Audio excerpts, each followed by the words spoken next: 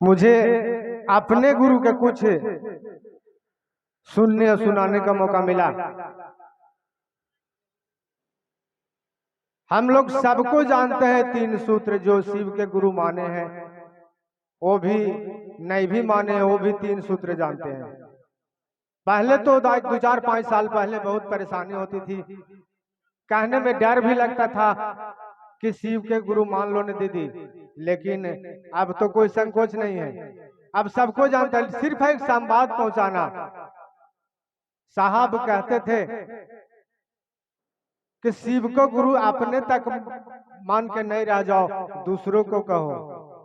इसलिए कि अपना सुख से सुख नहीं हो सकता, जब तक दूसरों को सुख नहीं पहुंचाइएगा तो फिर कहाँ सो सकता है।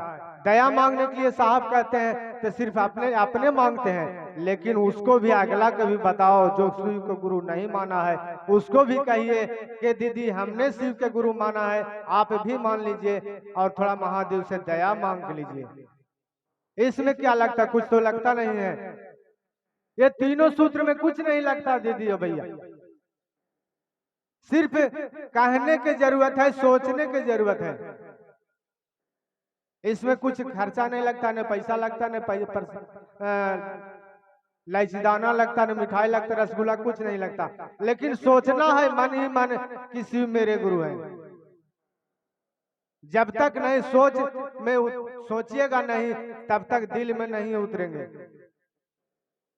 कह देने से नहीं हो जाएगा कि शिव मेरे गुरु हैं, लेकिन उसको मान लिया जाए कि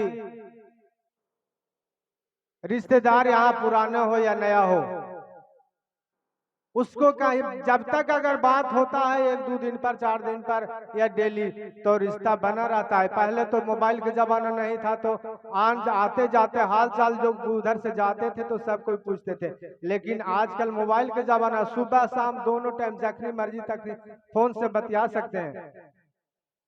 लेकिन उस समय साहब ने क्यों कहा अगर नाइट टाइम मिलता है, जर को टाइम नहीं है, लेकिन रिश्तेदार के यहाँ बतियाने को तो टाइम है। उसी समय कहिए ने कि शिव के गुरु मान लीजिए, शिव आपको मेरे गुरु हैं, आपका भी हो सकते हैं।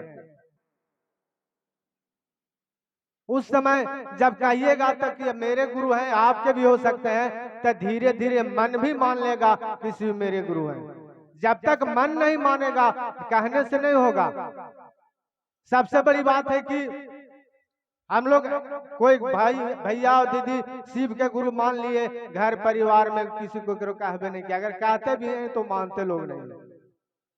पहले कोशिश किया जाए कि अपने घर परिवार में बच्चे बच्ची को शिव शिष्य बनाए, और उसको भी कहिए कि महादेव से दया मांगिए और चर्चा कीजिए, नमः शिवाय कीजिए।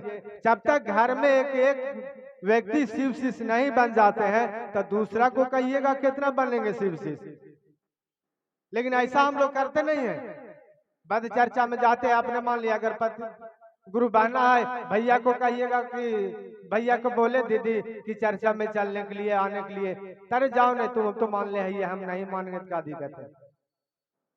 देखिए साहब ने क्या किया, साहब तो शिव को गुरु माने थे आज सिंगला के लिए, लेकिन दीदी लीलम को कहे, लेकिन उनका जितना परिवार है, आज तो मैं देखता हूँ कहीं कहीं दीदी को साथ लोग, उनका परिवार जितने रिश्तेदार हैं सब तो शिव के गुरु मान ले हैं, और वो शिव चर्चा भी अच्छा करते हैं।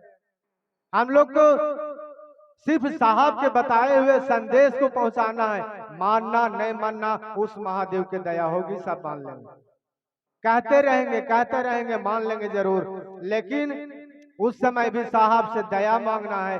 ये साहब आपका संदेश वहां तक पहुंचाते हैं, लेकिन लोग मानने के लिए तैयार नहीं है, आप थोड़ा सा दया कर दीजिए। वो साहब खुद समझा लेंगे, उनको महादेव खुद समझा लेंगे, लेकिन हम लोग कहते भी नहीं है, कहने के लिए संकोच लगता है। कह के देखिए दीदी, महादेव तो पल पल प्रतिपल दया करते हैं।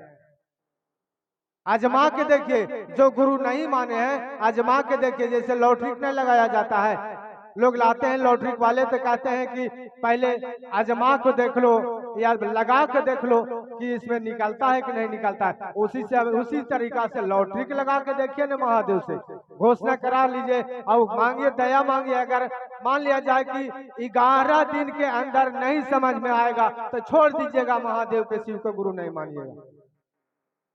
लेकिन जो नहीं माने हैं उसको मानिए, कहिए, उसको घोषणा करा लीजिए और दया मांगिए बारंबार। दया मांगने से पहले कम से कम शिव शिष्य कैसा होना चाहिए उसका भी बात समझिए।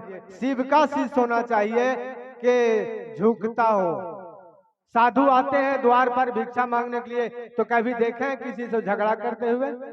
कभी किसी से भैया कभी किसी से झगड़ा नहीं करेंगे। अगर 5 रुपया 10 रुपया जो भी दिया है वो तो थोड़ा कहेंगे 10 रुपया नहीं, इतना में नहीं होगा, थोड़ा बढ़ा दीजिए ना, 100 कर दीजिए। अगर 10 रुपया इच्छा नहीं दीजिएगा तो आपसे झगड़ा नहीं करेंगे, वो उतना ही लेके चला जाएंगे। लेकिन हम लोग वही साधुता है। सोच के देखिए कि शिव के शिष्य साधु होते हैं, लेकिन साधु का व्यवहार कैसा होना चाहिए, आचरण कैसा होना चाहिए? साधु जैसा। जैसे मान लिया जाए कि पेड़ में फल लगता है तो डाली ऑटोमेटिक झुक जाता है। ठीक उसी तरह से हम लोग शिव का शिष्य हैं, झुकना सीखे, विचार बदलना सीखे। एक व्यक्ति अगर घर में विचार बदलते हैं तो घर परिवार पूरा बदल जाता है। जैसे लोग कहते हैं कि एक बेटी अगर पढ़ लिया और वहाँ अनपढ़ भर घर भी गया तो पूरा परिवार को पढ़ा लेगा, समझा लेगा। ठीक उसी तरह से शिव शिष्य अगर एक भी अच्छा तरीका से हो जाएंगे, शिव के गुरु मान लेंगे तो घर परिवार में सबका शिव का शिष्य बना लेंगे। जब तक घर परिवार में शिव का शिष्य नहीं बनाएंगे तो दूसरा कुछ जगह कहने में भी मन नहीं लगेगा। वो आदमी पूछेगा कि यदि यहाँ तो कह रहे हैं लेकिन आपका बेटा शिव का गुरु माना है, आपका पति मान रहा है, एक दिन जाता है चर्चा में। देखिएगा अपनी कहानी में कुछ बात बताना चाहता हूँ। मेरी बड़ी बेटी है उधर लावलंग तरफ, शिव के गुरु मान ले, उसको सास ससुर सबको कहते थे कि पापा से गुरु मान लीजिए शिव का। तो कहते थे कि नहीं से हम मान लेना ही है, तू तो मान ले ही है। अचानक ऐसा हुआ कि अरुण भैया ये सब गए, वहां रुके, मेरे समधी साहब के घोषणा कर दिए तैना उससे उनको धीरे धीरे मन मानने लगा और विचार ऐसा हो गया। फिर उनको अभी कुछ नहीं कहते, अभी फिलहाल जा रहे थे मुख्यालय, सुनील भैया एक बैग फोन किए थे, जा रहे थे तो पता चल गया कि समधी साहब को जा रहे हैं मुख्यालय। अब उस समय 10 बजे रात में फोन करके कहते हैं कि हम भी चलेंगे साथ। अब बताइए वहां से बगरा यहाँ बधार में आकर के खड़ा है 2 घंटा से, उसके बाद देखिए वो कहते रहे दया महादेव के है। वो तो कितना दिन से कह रही थी कि शिव के गुरु मान लीजिए पापा, शिव के गुरु मान लीजिए दीदी, लेकिन दया महादेव का साहब दीदी का मान लिए, एक दिन चलना स्टार्ट कर दिए। ठीक उसी तरह से अपना घर में कहिए ने, ए भैया ये अपना पति देव के आप शिव के गुरु माने हैं तो थोड़ा चल के देखिए ना। एक दिन चलने में क्या लगता है, एक दिन थोड़ा काम बंद हो जाए, थोड़ा चर्चा में चलिए, सुनिए, समझिए, कहिए, लाइए, धीरे धीरे चलना है, तब संवाद महादेव का बढ़ेगा। ऐसे एगो शिव शिष्य बन गए, घर परिवार में नहीं कहे तो संवाद नहीं बढ़ सकता है। जब तक अपना घर परिवार में शिव शिष्य नहीं बनाइएगा, झुकना नहीं सिखाइएगा, तब तक आगे बढ़ नहीं सकता है। मैं विशेष क्या बोलूं, समय ज्यादा बहुत काफी ले लिए। मैं यही चंद्रबानी के साथ अपने गुरु महेश्वर शिव के चरणों नमन